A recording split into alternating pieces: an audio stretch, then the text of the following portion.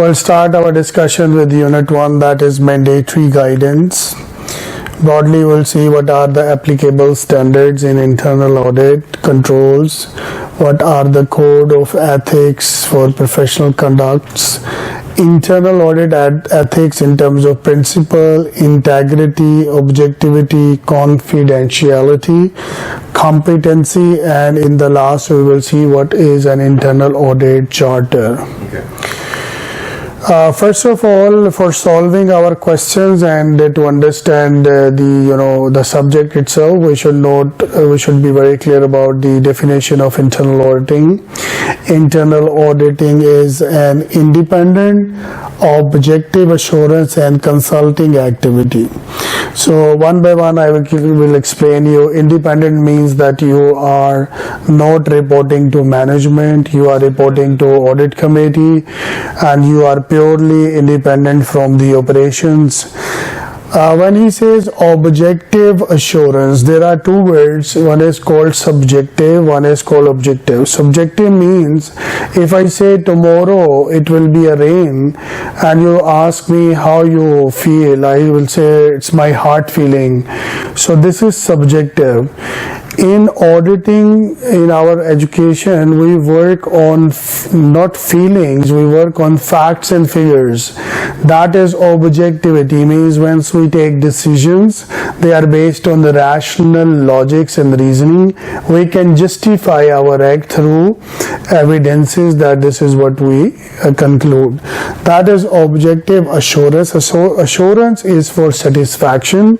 You as internal auditor are satisfaction for the board of directors because they feel that you are protecting the interest of the stakeholders. That's why it is called objective assurance. And consulting activity designed to add value. Sometimes we give consultancy to our own company and our own clients. This has to be allowed in the charter. If it is allowed, then management can ask us to involve ourselves into some special investigating reports or some special important matters, because as an internal auditor you know the organization better than anyone who will come from outside and first will understand the entity and then start the work. So management a lot of time will ask you to involve themselves, which is not your work.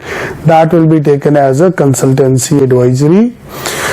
Of course, you are adding value and improve organization process. So when we see the inventory process, when we see the purchases, payables, receivables, cash management, these all, when we do the gap analysis, when we put them on flow diagrams, we see is there any discrepancies, if there is any loopholes. So this automatically add values. We'll learn all these techniques, how to add value. It helps an organization accomplish its objective by bringing a systematic and disciplined approach. So it's not arts, it's a science which has systematic approaches, plans, execution, implementation, post-evaluations. By bringing a systematic, disciplined approach to evaluate and improve the effectiveness of three things. One is risk, one is control, and one is governance. So we are actually going to focus in part 1 on the risk, controls, and governance. These are further discussion in detail that we will do. So this is the scope of internal auditing. Then we have purpose of the standards. We will study a lot of standards that we have to follow. Same in accounting, we have accounting standards, how to do inventory, balance sheet, income statement presentations, IFRS, US GAAPs. This all same way in auditing, we have auditing standards. These standards, why we make these standards is, we want, first of all, we want a global harmony and a global standardization. So every country, every person should follow the same and similar stuff. So it defines basic principles that present the practice of internal auditing. It's a framework for performing and promoting a broad range of value-added internal auditing, establish the basis for evaluations, and it fosters the improved organizational organizational processes. So this is what is the basic purpose of the standard. How the exams look like is he will ask you which of the following is not the purpose of making auditing standards. So that time you have to keep your bookish knowledge in your mind, and whatever you will feel is not defined, that will be the right answer. We have three types of standards. One is attribute, one is implementation, right, and one is performance standards. Attribute is related to the quality of the auditor itself. Like these are my attributes or your attributes. Means I am fair, I am honest, I maintain the confidentiality of my clients. I try to be fair always. I am objective, I am rational, right? I am cost efficient. These are all my attributes. So attribute standards starting from 1000, given the responsibility, attitudes and action of the organization, internal audit activity, and the people who serve as internal auditors. Performance standards are those that when you come in the practical action place on the client side or on the site itself, what you have to follow as a standard. That starts from 2000, given the nature of internal auditing, and provide quality criteria for evaluating the internal audit functions performance. So that's more about your practical side of execution. And as strong your attributes are and as strong your performance standards, your implementation will be more effective. So these two standards will determine your implementation. Expand upon the individual attribute or performance standards that apply to all internal audit engagements. This is a framework which defines the whole chapter. This is called IPPF Framework, that is International Professional Practices Framework. Means wherever you are, the first thing about internal controls, internal audit, you should have this framework. This framework will tell you what minimum or as a standard you should have in your internal audit.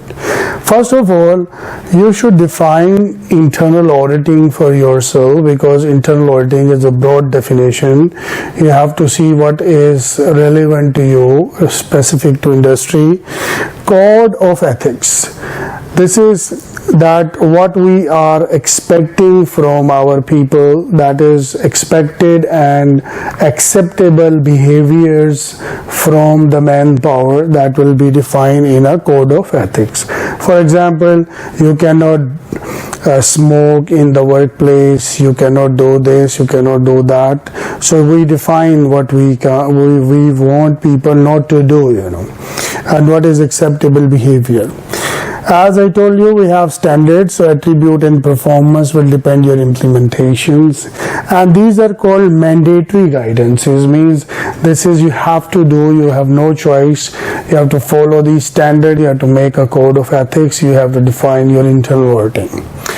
Once you finish this level, you have some recommended guidances. Means that is not mandatory, but you should strongly take this one. For example, sometime our doctor says that you should have a walk every day. I will suggest you to do it, don't miss it every day, So some kind of advices which can take you more on track, and you can deliver a better option. So there are three levels. One is position paper, one is practice advisories, and one is practice guides. Okay, what is this? This is detailed, this is little less detailed, and this is a summary of the guidelines. So it started this way. We go in position papers. For example, you are stuck with a risk assessment, you need further guidance. So first book you will refer is position paper. Position paper will tell you, okay, paragraph